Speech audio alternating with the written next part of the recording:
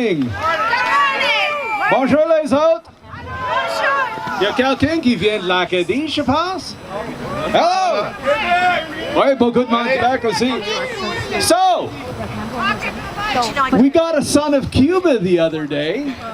We sent him to McGill University to learn what to say.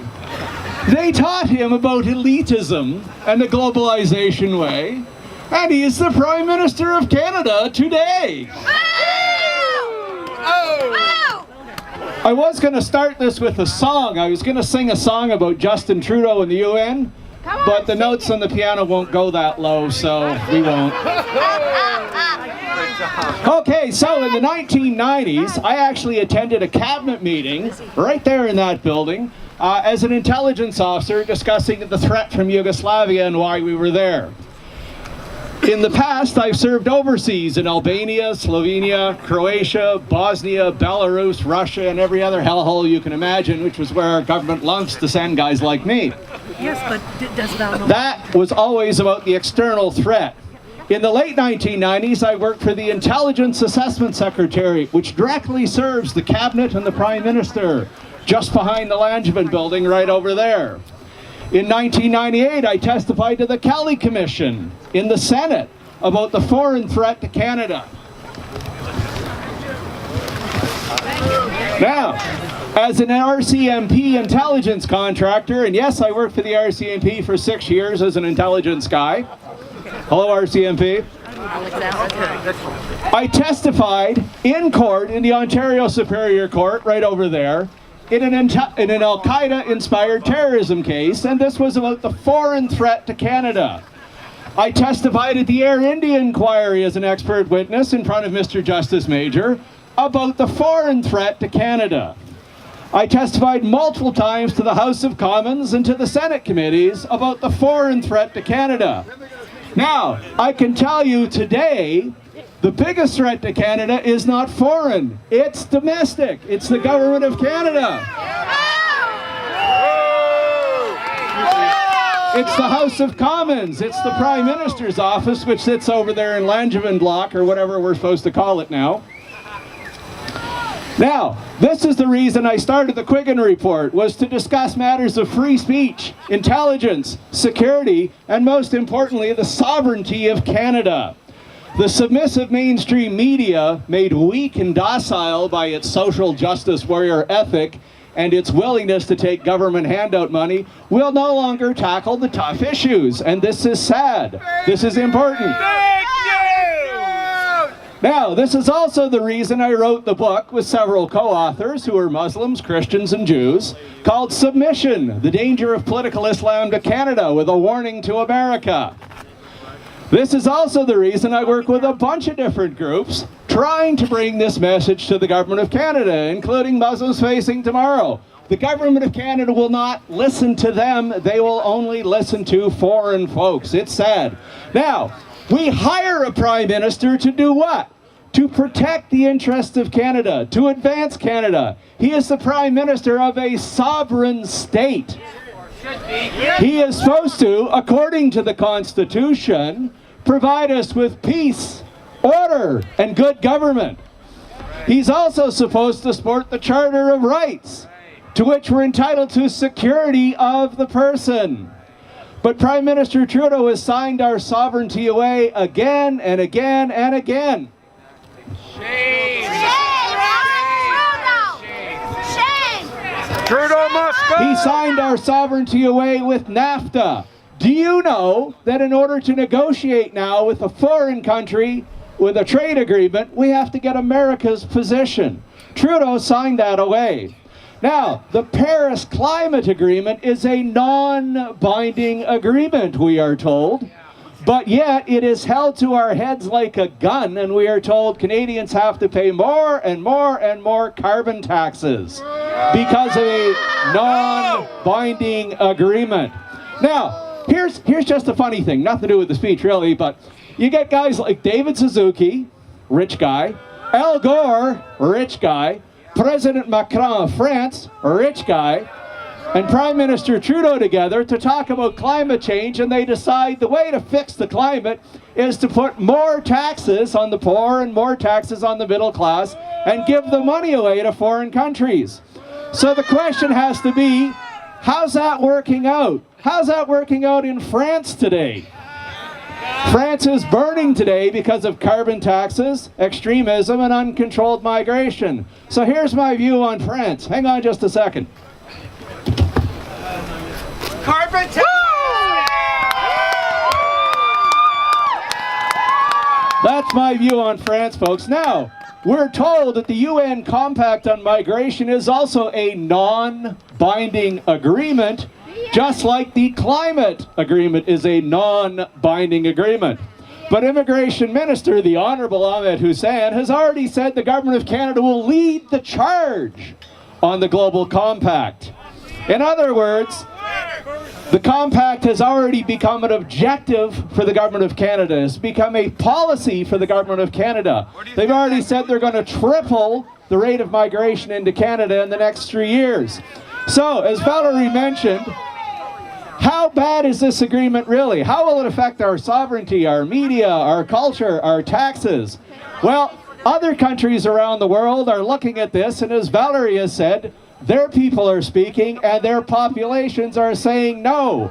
Austria, Belgium, Denmark, Italy, the United States, Hungary, Austria, Belgium, Poland, Israel, Estonia, Czech Republic, Croatia, Dominican Republic, Latvia, Slovenia, Slovakia, Russia, Korea, Japan. Even Germany is having a fight inside the Reichstag over this, and the Parliament of New Zealand is doing the same thing. They are not happy. Now, what about here in Ontario? The Prime Minister, Mr. Trudeau, meets with Doug Ford, the Premier of Ontario. The Prime Minister literally said in public that Premier Ford doesn't understand the migration problem. No, because they're not in Toronto. Now, what was it that Mr. Ford didn't understand? Mr. Trudeau explained to us in public that Mr. Ford doesn't understand that, quote, Mr. Ford is not aware of our international obligations to the UN. Boom! What? In other words, Prime Minister Trudeau believes that our UN obligations take precedent over Canadian immigration law. He believes he already signed it. Traitor! Already acting. Now remember, this was before the UN Global Compact on Migration. So it is clear to me that Mr. Trudeau will put the UN Compact above Canadian law and above the interests of the provinces. Now, speaking of the provinces, qu'est-ce qui se passe de l'autre côté de la rivière, là? Qu'est-ce qui arrive à Quebec? Let me tell you what's going on in Quebec. Years ago, Quebec negotiated a separate agreement with the country where they control their own migration levels. Some folks didn't like that. Well, who looks like the smart province now? Ouais, c'est pas nous autres, là, hein? C'est pas nous autres qui... ben nous autres, on peut-être pas tellement bright, je ne sais pas, anyway. Now, Prime Minister Trudeau has also told the world that there is no such thing as Canadian values. He told the foreign press... He told the foreign press there is no Canadian core identity. There is no mainstream. We are a post-national state. He actually said this out loud. Just words. He's a traitor. In short, Mr. Trudeau does not put Canada first. Oh.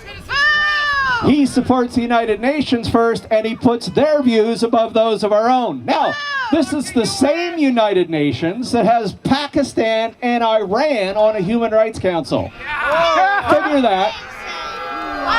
Two of the world's worst dictatorships that are the most misogynistic, women-beating countries in the world that produce the largest amount of terrorists in the world. And we are supposed to take advice from people like them. Craziness! Now, this week in the United Nations actually had a vote and said Hamas is not a terrorist group. Oh my God! Craziness! This is a group of people who perfected the art of suicide bombing and used children to deliver suicide bombs. And for some reason, rather, we're supposed to believe they're not a terrorist group. And these are the people from whom we are supposed to be taking advice. For this reason alone, I think we should junk the entire process and Mr. Trudeau should say no to the UN compact. Now, let me just close this off quickly. There's a guy by the name of Gerard Butts. He kind of works over there.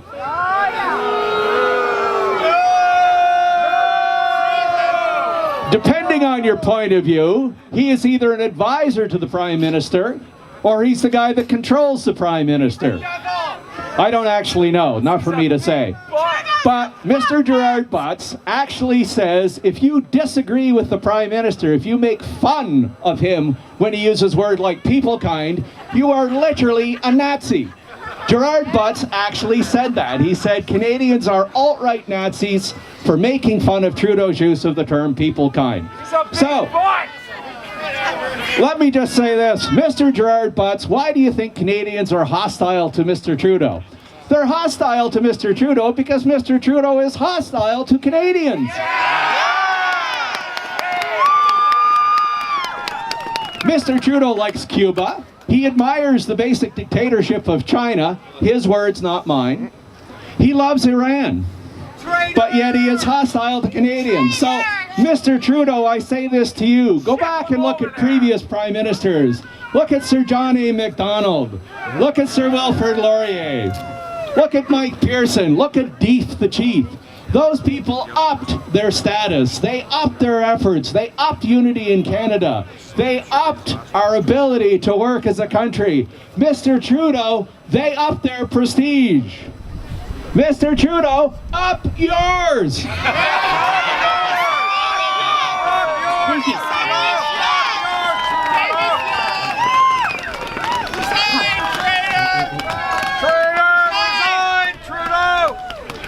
Hi, my name is Alexandra Belair and I'm an immigrant to Canada. I came here legally because I love Canada's values and Canadian culture and I want to be a part of it. And I will be damned if I don't stand up and defend it. And so will my children. I love Canada. I love our Canadian values. And now I would like to introduce someone who is a visitor to Canada. He's a Danish lawyer, politician, and he has defended the last blasphemy case that was tried in his country and got it struck off the books. Yeah. Welcome, Rasmus. Thank you very much. Welcome to Canada! Welcome. Merci, bonjour. For as long as Je we have m'appelle it. Rasmus Paluton. Hello, and thank you very much for letting me speak today. I drove all the way from Miami in just a few days to be able to have the honor of addressing you here. My party in Denmark is a patriotic party, and that means that we love to be Danish just as you love to be Canadians. What we share is something that we have to remember is very, very uncommon in the world as a whole. To be able to stand here in what is called exercising the right of peaceful assembly is actually something which is quite unique and rare if you look at the world as a whole. And that is something that we need to cherish very dearly. Now, if we allow people from other countries that don't have the same understanding of these basic rights as we do to invade or migrate into our country, then we're just opening ourselves to a world of difficulty. There are some basic freedoms that we share, Canadians, Danes, Americans, but we have to remember these basic principles, that you're allowed to voice your opinion freely, that you're allowed to assemble freely and so forth. That is actually not something that is shared by a lot of other countries in the world. Like this. Yes, okay, thank you. In Denmark, we have seen something which is happening all across Europe right now, and that is in only 20 or 30 years' time, from around 1980 until now, which is just a blimp in history, but still, what has happened is that our country has changed demographically a great deal. And that means that in 1980 we were almost entirely Danish. We shared the same values, we behaved in the same manner. Those basic ideals that we held, that is, when we disagree, we don't hit each other. When we see a female on the street, we don't automatically think that she is a whore unless she dresses in a certain way. Those basic principles have now changed completely. And I have to warn you that if you don't make sure to guard your borders, the same thing could very well happen here. But what is even more frightening is that in only a few years, 3 years, since 2015 until now, our neighboring country, Sweden, which was only 4 years ago a very proud and highly developed country, is now what I think President Trump would undoubtedly call a shithole country. Unfortunately, this can happen in only a few years. What Sweden did in 2015 is they said, okay, well, all your migrants from Muslim countries, from countries that do not share our values, please come here no matter what your reasons are. And they did. And that is why now in Sweden there are hundreds of no-go zones, no-go areas, where you cannot have the protection of the law. If you enter there, you do so at your own peril. And right now, the people that do live there, which are mainly the migrants, they kill each other a lot with guns, and they also use hand grenades.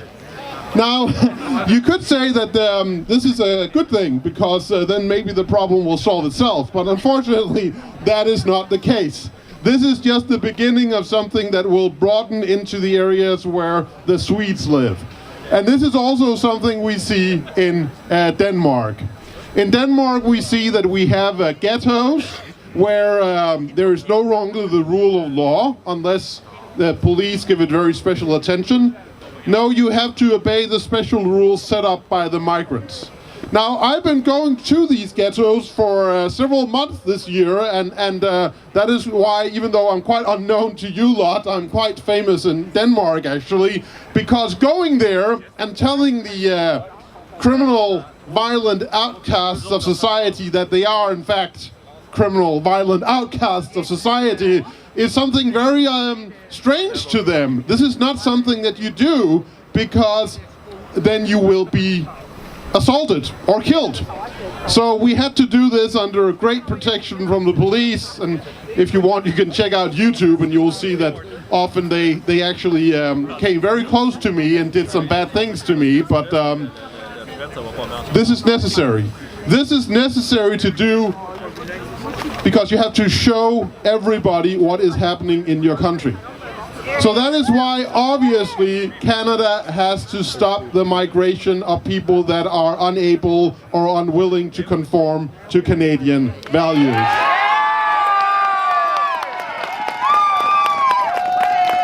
And as you can tell by what I'm saying, I'm really speaking from experience here.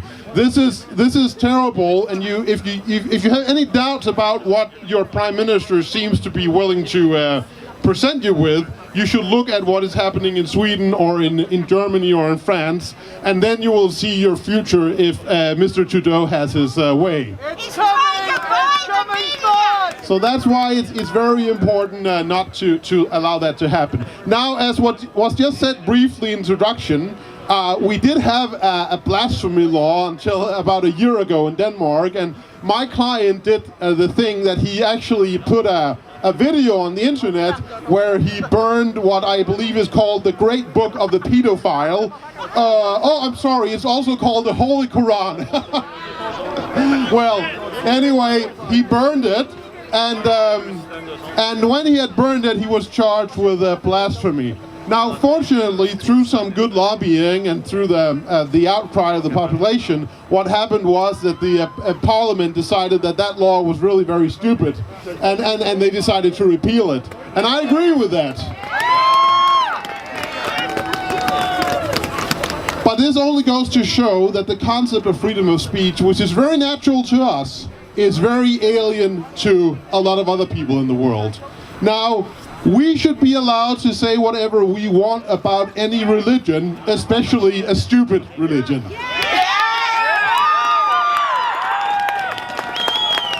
But what I just said and what we agree on is something which is completely alien and foreign to the people that are subscribers to the stupid religion.